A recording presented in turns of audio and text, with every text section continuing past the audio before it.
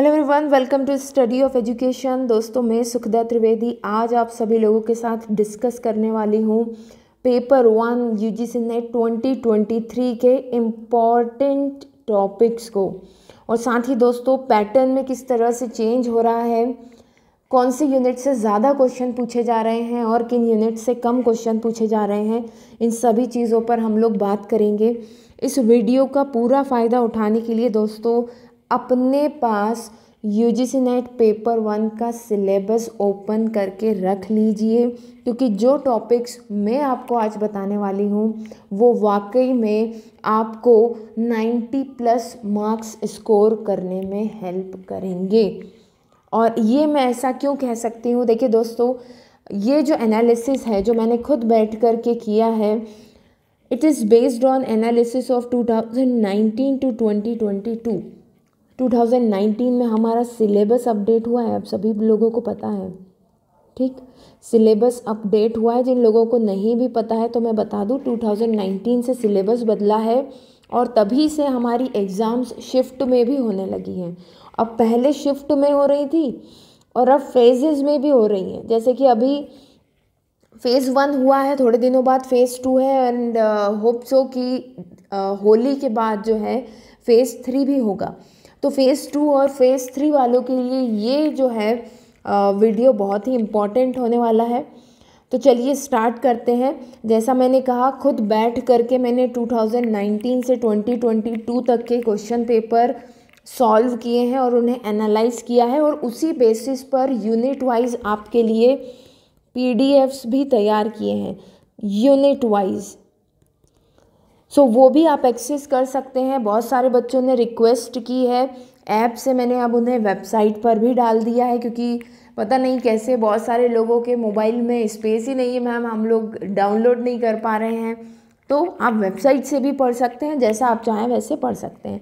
सो ये जो एनालिसिस है 2019 से 2022 के क्वेश्चन पेपर के बेस पर है, और जो फीडबैक मिला है हमें फ़ेज़ 1 के स्टूडेंट से, वहाँ पर उससे बेस्ड है। ठीक है, चलिए आगे बढ़ते हैं। आई होप कि आपने जो है अपना सिलेबस ओपन कर लिया होगा।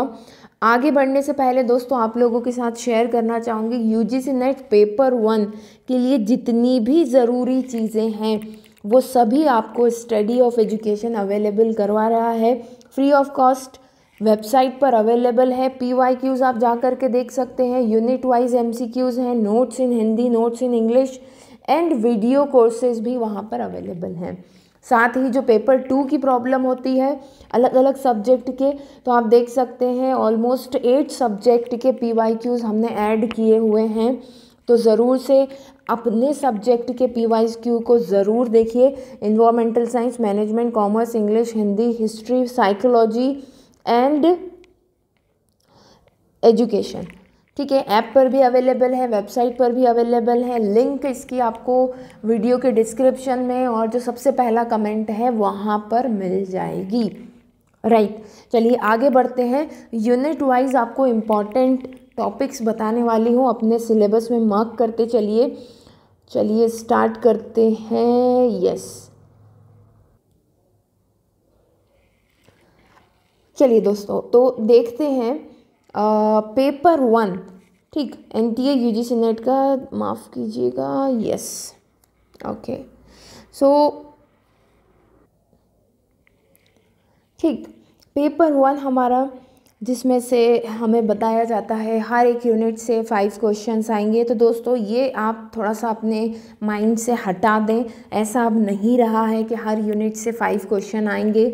जो एनालिसिस मैंने किया है, कई बार ऐसा हुआ है कि अक्सर रिसर्च से ज़्यादा क्वेश्चन पूछे गए हैं।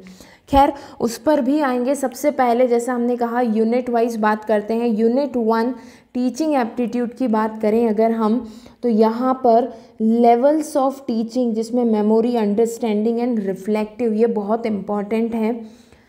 दोस्तों देखिए, क्वेश्चन पूछने का तरीका भी बदलता चला जा रहा है। पहले हमसे कैसे क्वेश्चन पूछे जाते थे, नॉलेज लेवल के। ठीक है, कैसे क्वेश्चन पूछे जाते थे, नॉलेज, मतलब कि ये थ्योरी किसने दी है।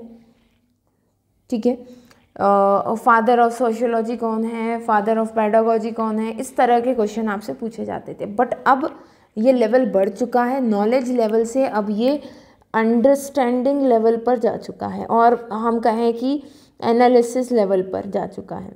जैसा कि मैंने कहा पीडीएफ्स जो unit wise previous year questions हैं उनके यूनिट वाइज क्वेश्चन हमने सेपरेट आउट किए हैं। उस पीडीएफ को जब आप देखेंगे, मैं कह रही हूँ वही नहीं, आप खुद भी जा कर के देखें तो आप पाएंगे कि लेवल ऑफ क्वेश्चन कितना ज़्यादा इंक्रीज़ हो चुका है। खैर आगे बढ़ते हैं। सबसे ज़्यादा महत्वपूर्ण चीज़ों की अगर हम बात कर रहे हैं, जस्ट अ सेकेंड, तो यहाँ पर मार्क कीजिएगा, ये जो है आपका ऑनलाइन मेथड स्वयं प्रभा मॉक्स। देखिए आप देख रहे होंगे डिजिटल इंडिया के तहत अलग अलग तरह की ऐप्स, अलग अलग तरह के प्लेटफॉर्म बनाए जा रहे हैं, लोगों तक ज़्यादा से ज़्यादा कोर्सेज पहुंच सके, ज़्यादा से ज़्यादा लिटरेसी बढ़े, उसके लिए ऑनलाइन एक सबसे बेहतर तरीका है। सो इसी को ध्यान में रखते हुए गवर्नमेंट आए दिन कुछ नए प्रोग्राम लेकर के आती है। यकीन मानिए दोस्तों, ये वाला जो सेक्शन है टीचिंग एप्टीट्यूड का, ये करंट अफेयर पर बहुत डिपेंड कर रहा है। तो मेरी रिक्वेस्ट रहेगी, हाल फिलहाल में जितने भी कुछ प्लेटफॉर्म बनाए गए हैं, जो मॉक प्लेटफॉर्म्स हैं, स्वयं प्रभा है, वहाँ पर कौन कौन से चैनल हैं, उस पर क्या क्या कोर्सेज चलाए जाते हैं, स्वयं पर क्या क्या कोर्सेज हैं, कि वो कैसे वो काम करता है, ये सारी जानकारी आप निकाल करके रखें। ये बहुत इंपॉर्टेंट है यूनिट 1 टीचिंग एप्टीट्यूड से।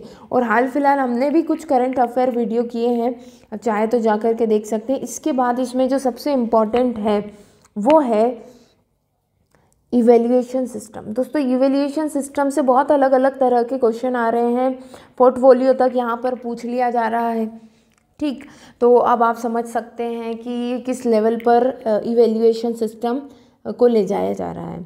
तो फॉर्मल और समेटिव ये तो अक्सर पूछे ही जाते थे। अब नए नए इनोवेशन इन इवैल्यूएशन सिस्टम, आप देख पा रहे होंगे यहाँ पर एक वर्ड है इनोवेशन, सेंटेंस है इनोवेशन इन इवैल्यूएशन सिस्टम। सो इसको ध्यान में फोकस में रखते हुए आप क्वेश्चंस को तैयार करें। और ज़्यादा अगर आपको रेफरेंस चाहिए तो जैसा मैंने कहा पीडीएफ वो आप जा कर के ज़रूर देखें। रिसर्च की बात करें, लेवल बहुत अप है। लेवल कैसा है? Level is up. अब पहले जैसी बात नहीं रही कि हिस्टोरिकल रिसर्च क्या है, ट्रायंगुलेशन क्या है, वो ज़माने गए दोस्तों। अब तो यहाँ पर बात हो रही है H0 H1 क्या है ये, अल्टरनेटिव एंड नल हाइपोथेसिस।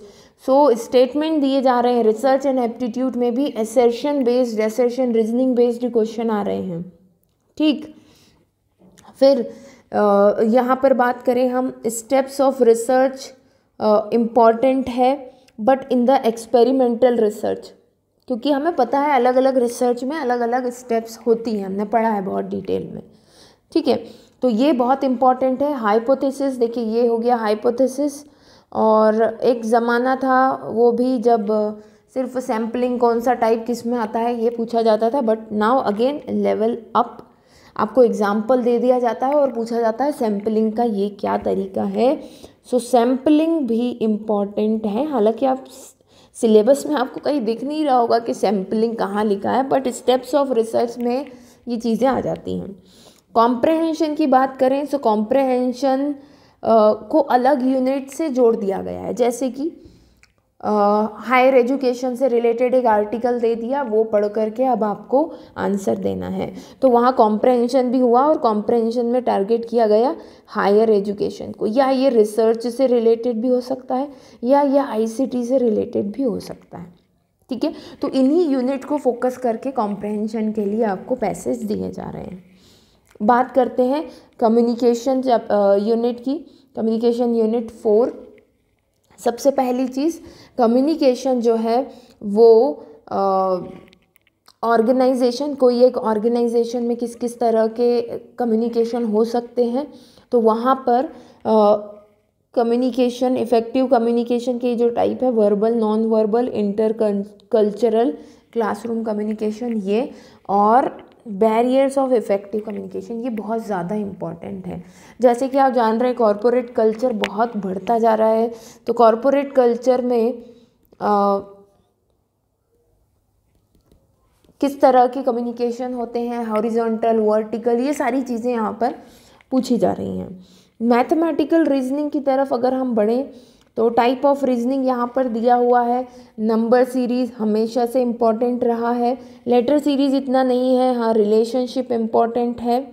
और फिर यहाँ पर percentage, profit loss, interest, discounting and average, ये क्योंकि एवरेज कहीं ना कहीं हमारे रिसर्च से भी जुड़ता है तो इस पर हमेशा फोकस किया जाता है क्योंकि मीन वहाँ पर पूछा जाता है। ठीक है, आगे बढ़ते हैं लॉजिकल रीजनिंग की तरफ। लॉजिकल रीजनिंग में फॉर्मल एंड इनफॉर्मल फैलेसीज बहुत पूछी जा रही हैं, बिल्कुल सीधे मैं आपको बता रही हूँ।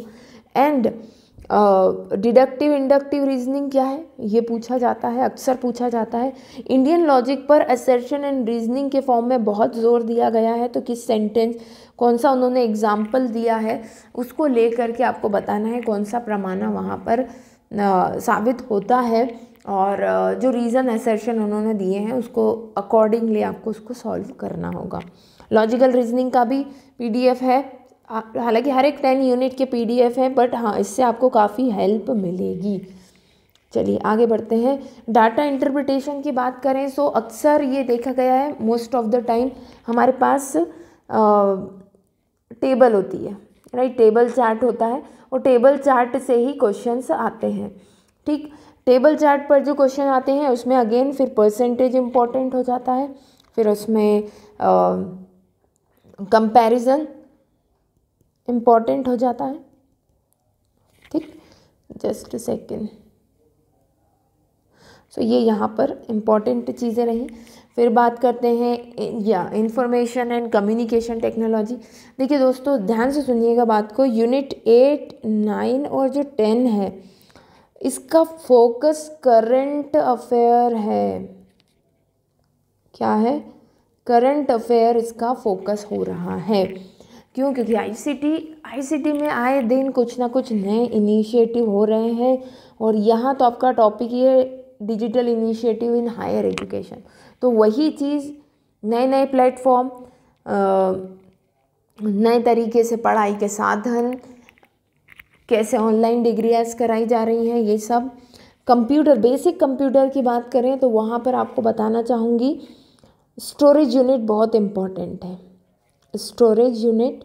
और प्रैक्टिकली क्योंकि आजकल ईमेल, सारी दुनिया तो ईमेल से ही चल रही है आज की तारीख में। ठीक है, तो ईमेल में कौन कौन से फीचर्स होते हैं ये बहुत इम्पॉर्टेंट है, तो आप जस्ट सेकेंड ईमेल पर भी ध्यान दीजिएगा। ठीक है, स्टोरेज यूनिट कौन कौन सी हैं, क्या कैपेसिटी होती है, ईमेल पर ध्यान दीजिए।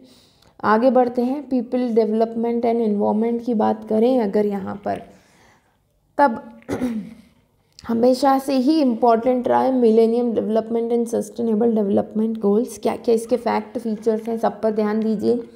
नीचे ही लिंक में आपको एक आर्टिकल भी मिलेंगे जहाँ पर तमाम तरह के जो है इन्वायरमेंट से रिलेटेड एक्ट जो हैं, जो आपके इसके भी पार्ट हैं, ये देखिए यहाँ पर इन्वायरमेंटल एक्ट और ये सबको मैंने शेयर किया हुआ है आप लोगों के साथ, वीडियो भी बनाए हुए हैं, टाइम हो तो वो देखें, नहीं तो आर्टिकल पढ़ सकते हैं।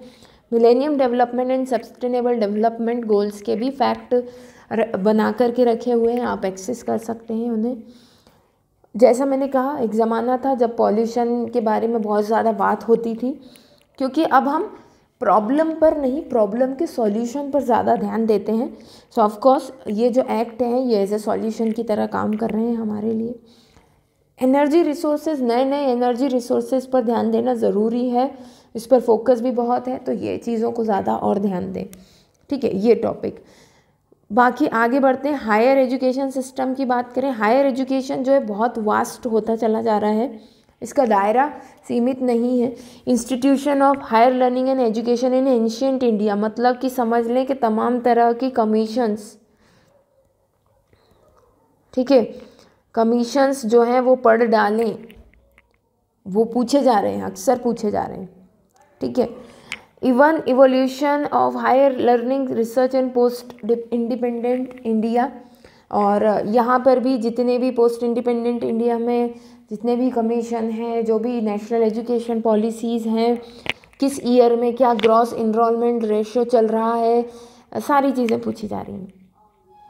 ठीक, तो ये इसका फोकस ज़्यादा ये सारी चीज़ें रखी गई हैं। जैसा मैंने कहा, कोई फिक्स्ड रेशो नहीं रहा है, नीचे लिखा ज़रूर है कि हर एक मॉड्यूल से 5 क्वेश्चन आएंगे, 2 मार्क्स का होगा, बट इट्स नॉट कंफर्म।